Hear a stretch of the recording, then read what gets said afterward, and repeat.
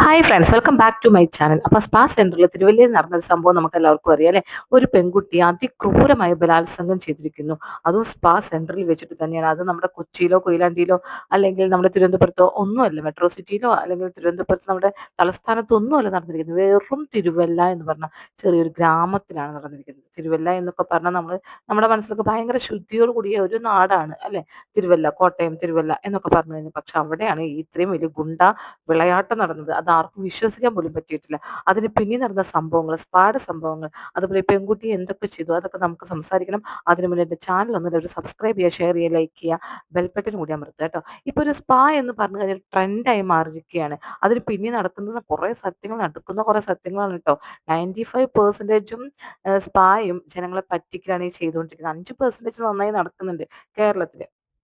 മറ്റുള്ള സംസ്ഥാനത്തിൽ എന്താണ് സംഭവം നമുക്കതറിയപ്പെടില്ല. പക്ഷേ 5% ഇതിനു മുന്നും എൻ്റെ മനസ്സിൽ വന്ന ഒരു ടോപ്പിക് തന്നെയായിരുന്നു സ്പാ. അപ്പോഴാണ് എനിക്ക് സ്പായുടെ ഒരു ഈ ബലാത്സംഗ കേസ് പുറത്തു വരുന്നത്. ശരിക്കും മരണ സുബിൻ എന്നറിയപ്പെടുന്ന, ശരിക്കും അയാളെ പേര് സുബിൻ അലക്സാണ്ടർ എന്നാണ്. മരണ സുബിൻ എന്നാണ് അറിയപ്പെടുന്നത്. ഇയാളെ കാപ്പ ചുമത്തിയതാണ് ശരിക്കും. എന്നിട്ടാണ് വീണ്ടും പോലീസ് കാപ്പ ചുമത്തിയിട്ട് വീണ്ടും ഇപ്പോൾ കാപ്പ വീണ്ടും ഒന്നും കൂടി ചുമത്താൻ നിൽക്കുകയാണ് ശരിക്കും പോലീസ്. ഇയാളെ അണ്ടി സുബിൻ എന്ന പേരിൽ അറിയപ്പെടുന്നുണ്ട്. കാരണം ഇയാൾ ആരുടെയോ അണ്ടി പിടിച്ച് കടിച്ച് മുറിച്ചിട്ടുണ്ട്. അപ്പൊ അണ്ടി സുബിൻ എന്ന് ഇയാൾ അറിയപ്പെടുന്നുണ്ട് കേട്ടോ. അതുപോലെ ഇയാൾ ഗുണ്ടാപ്പിരിവാണ് പ്രധാനം. ശരിക്കും പറയുന്നത് വേറൊരു സ്പാക്കാരി ഇവർക്ക് കൊടുത്ത കൊട്ടേഷൻ ആണെന്ന് പറയുന്നത്. എന്താണെന്ന് അത് ഓണറാണ് പറയുന്നത് കേട്ടോ.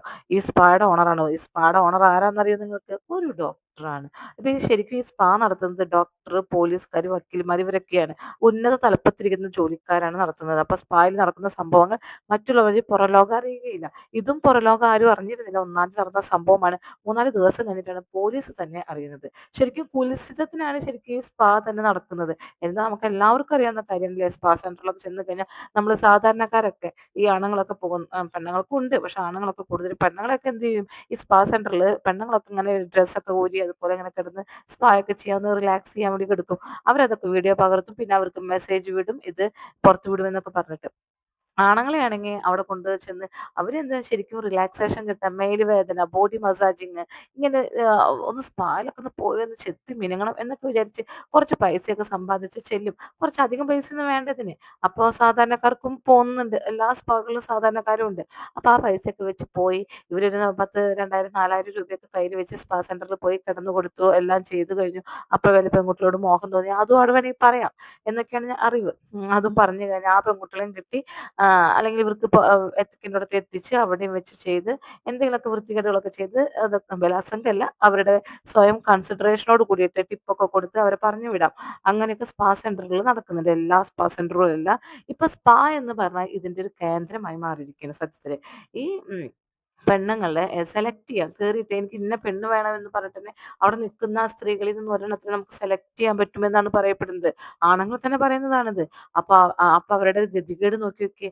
ശരിക്കും ഗവൺമെന്റ് എന്താ വേണ്ടത് വെച്ചിട്ടുണ്ടെങ്കിൽ ഈ സ്പാ സെന്ററിനൊക്കെ എടുത്ത് പൂട്ടിക്കണം. എല്ലാ സ്പാ സെന്ററിനെല്ലാം ശരിക്കും തെരഞ്ഞു പിടിച്ച് പൂട്ടിക്കണം. ഇനി ഇതിന് വേണ്ടിയിട്ടാണ്, ഈ വൃത്തികേടുകൾ ചെയ്യാൻ വേണ്ടിയിട്ടാണ്, കാശ് കൊടുത്ത് ചെയ്യാനാണെങ്കിൽ അങ്ങനത്തെ വല്ല സെന്ററും തുറക്കട്ടെന്നേ. പെണ്ണുങ്ങൾ അതിന് നിൽക്കുന്നവരാണെങ്കിൽ ആ സെന്ററിന് ലൈസൻസും കൊടുത്ത് നിൽക്കട്ടെ. ആണുങ്ങൾക്ക് പൈസ ഉള്ളവർ പോയി വരട്ടെ, അവരുടെ ആവശ്യങ്ങൾ, അവരുടെ കഴപ്പുകൾ തീർക്കട്ടെ. അല്ലാതെ അപ്പൊ പിന്നെ നാട്ടുകാർക്ക് സമാധാനം കിട്ടുമല്ലോ. ശരിക്കും സ്ത്രീകൾക്ക് സമാധാനമായി ജീവിക്കാൻ പറ്റുമല്ലോ. ഇവർക്ക് കുറച്ച് പൈസ പോയാൽ ഇവർക്ക് എല്ലാ ആവശ്യങ്ങളും നടത്താനും പറ്റുമല്ലോ. അങ്ങനെ കുറെ കാര്യങ്ങളുണ്ട്. അപ്പോൾ ഈ കുൽസിതം നടത്താൻ വേണ്ടി സ്പാ സെന്റർ എന്നുള്ള പേര്, ആയുർവേദ സ്പാ ഒഴിച്ചിലും പിഴിച്ചിലും ഒക്കെ നടത്തുന്നു എന്ന് പറഞ്ഞ് അവര് ലൈസൻസ് ഒക്കെ എടുത്ത് നടക്കുന്നത് എന്താണ് ശരിക്കും? വ്യഭിചാരം അല്ലേ. 3/4%, ഒരു 95% എന്ന് തന്നെ പറയാം, മുക്കാലൊന്നല്ല, 95% നടക്കുന്നത് വ്യഭിചാരമാണ്.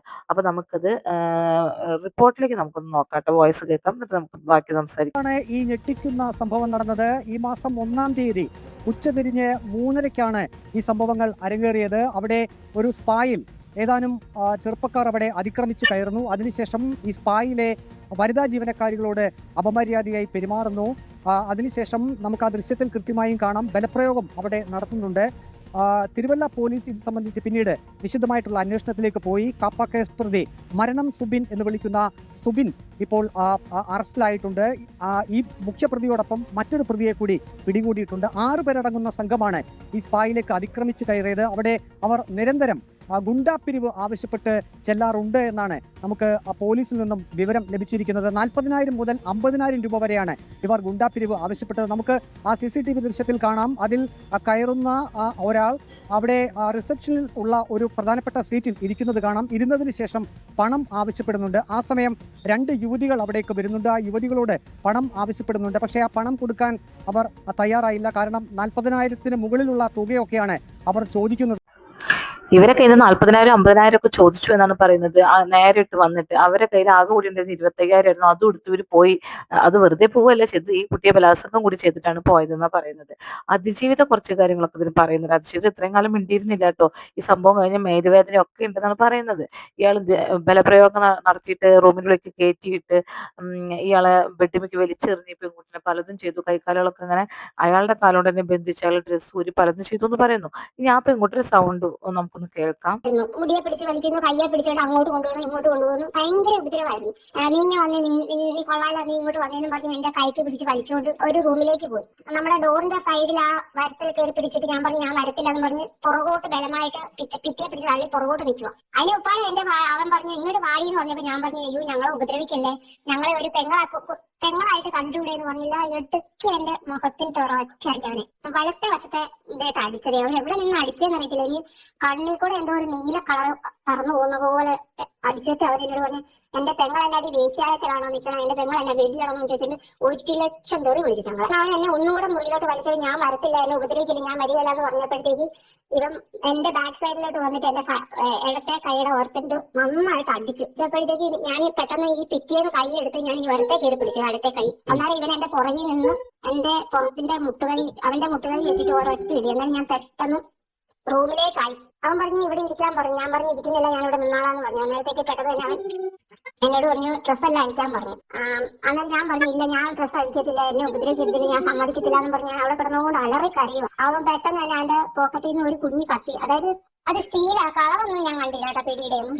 തൊട്ടക്കുടിയിൽ ഇങ്ങനെ കത്തി കുത്തി വെച്ചിരിക്കുക. ഞാൻ പെട്ടെന്ന് തന്നെ എന്റെ ഇട്ടിരുന്ന ആ റോസ് കളറിന്റെ ചുരിദാർ പെട്ടെന്ന് ഞാൻ തന്നെ ഊരി. അവൻ എന്നെ ആ സ്പാബെഡ് നീളത്തിലിരിക്കുന്ന അവൻ എന്നെ ക്രോസ് ആയിട്ട് കിടത്തി. എന്നിട്ട് അവൻ എന്റെ തലയ്ക്കും മുഖത്തിനിട്ടും തലമുടി ഇങ്ങനെ അവൻ തല പൊക്കി പിടിച്ചിട്ട് ഭയങ്കരമായിട്ട് ഉപദ്രവിച്ചു. എന്നെ ആ ക്രോസ് ആയിട്ട് ഒരൊറ്റ തള്ളല് തള്ളി. ഇപ്പൊ ഞാൻ ഇങ്ങനെ ബെഡിലേക്ക് ചെന്നങ്ങ് വീണു. എന്നിട്ട് അവന്റെ ഡ്രസ്സ് ഊരി എന്നെ ക്രൂരമായി എന്ന് പറഞ്ഞാൽ എനിക്ക് ഇപ്പോഴും ഇൻഫെക്ഷനും കാര്യങ്ങളും ശരീരം വേദനയും നമ്മൾ അനുഭവിക്കാത്തതൊന്നുമില്ല. അതുപോലെ അവൻ എന്നെ അങ്ങോട്ട് ഉപദ്രവിച്ചു. ഇത് ചെയ്യുന്നതൊപ്പം തന്നെ അവൻ എന്റെ മുഖത്തടിക്കുന്നു, തലമുടി പിടിച്ചിട്ട് മേളിലേക്കും താഴേക്കും പൊക്കുന്നു, കാല് പിടിച്ചോടിക്കുന്നു, കൈയുടെ 2 മുട്ടിന്റെ അവിടെ ഇങ്ങനെ അമർത്തി ഇവൻ പിടിച്ചോണ്ടിരിക്കുക. ഞാൻ എണീറ്റ് ഇങ്ങോട്ടും ഫ്രണ്ടിലേക്ക് വരാതിരിക്കാൻ 2 കൈയുടെയും ഇങ്ങനെ അമർത്തി പിടിച്ചോണ്ടിരിക്കുക. എന്നെ നന്നായിട്ട് അവൻ അവിടെ കിടന്ന് ഉപദ്രവിച്ചു. അപ്പൊ തന്നെ അവൻ ഫോണിൽ സെൽഫി എടുത്തു, ഡ്രസ്സൊന്നും ഇല്ലാത്ത സെൽഫി എടുത്തു. എന്നിട്ട് എന്നോട് പറഞ്ഞു നീ നിന്റെ സാറിനെ കൊണ്ട് 3,00,000 രൂപ ഇടിയിച്ചില്ലെങ്കിൽ ഇത് ഇപ്പൊ തന്നെ ലൈവ് ആവും എന്ന് പറഞ്ഞു. കേട്ടല്ലോ, എന്റെ പെങ്ങൾ വേശ്യാലയത്തിലല്ല എന്ന് പറഞ്ഞുകൊണ്ടാണ് അടിച്ചതെന്ന് പറഞ്ഞു. അപ്പൊ ഇത് വേശ്യാലയമാണ് എന്ന് തന്നെ അവര് തന്നെ ഉറപ്പിക്കുന്നു. അപ്പൊ പിന്നെ എന്ത് ചെയ്യാനാണ്? ഇതൊക്കെ കേട്ടിട്ട് നമുക്ക് പേടിയാകുന്നു. ആദ്യം പറയാതെ എന്തിനാണ് ഈ കുട്ടി ഇരുന്നത്? ഇപ്പൊ എന്തിനാണ് പുറത്തു വിട്ടത്? അവരെ പേടിച്ചിട്ടാണോ? ഇനി അവരെ ഇതുപോലെ തന്നെ ഈ കുട്ടിനെ ആക്രമിക്കാൻ വന്നാലോ? ആദ്യമേ ഇതിനാ ഫസ്റ്റ് ഡേ തന്നെ 1-ാം തീയതി തന്നെ ഇത് പുറത്തു വിടണമായിരുന്നു. ഇപ്പൊ നമ്മുടെ അതിജീവിത ഇപ്പൊ നടിയായിട്ടുള്ള അതിജീവിത പുറത്തുവിട്ട അതേ രീതിയിൽ തന്നെ പുറത്തു വിടണമായിരുന്നു. ഇത് പേടിച്ച് വിറച്ച് ഇരുന്ന് പിന്നെ എന്തിനാ പറയാൻ പോണത്? വേദനയൊക്കെ മാറിക്കഴിഞ്ഞതിന് ശേഷമാണോ? പിന്നെ സാറിനോട് 3,00,000 രൂപ തരാൻ പറഞ്ഞു എന്ന് പറയുന്നു. ഈ സാറും കുട്ടി തമ്മിൽ എന്താ ബന്ധം? അപ്പൊ ഈ കുട്ടിയുടെ ഫോട്ടോ അല്ലെങ്കിൽ വീഡിയോ പുറത്തു വന്ന സാറിന് എന്താ? അപ്പൊ സാറിനോട് 3,00,000 രൂപ സാറ് കൊടുക്കും ഈ കുട്ടിയുടെ വീഡിയോ പുറത്തു വന്നു എന്ന് പറഞ്ഞിട്ട്? ഒരിക്കലും ഇല്ല. സാറ് ഈ കുട്ടിയുടെ അച്ഛനോ ആങ്ങളെയോ അല്ലെങ്കിൽ അനിയനോ അല്ലെങ്കിൽ ചേട്ടനോ ആരും അല്ലല്ലോ. അപ്പൊ ഇതിൽ എന്തർത്ഥമുണ്ട്?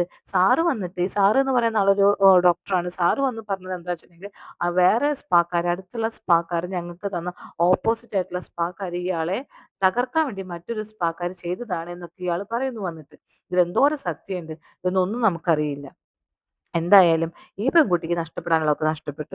ഇനിയെങ്കിലും ആ ഒരു സ്പാ സെന്ററിലൊന്നും വർക്ക് ചെയ്യാൻ പോകരുത്.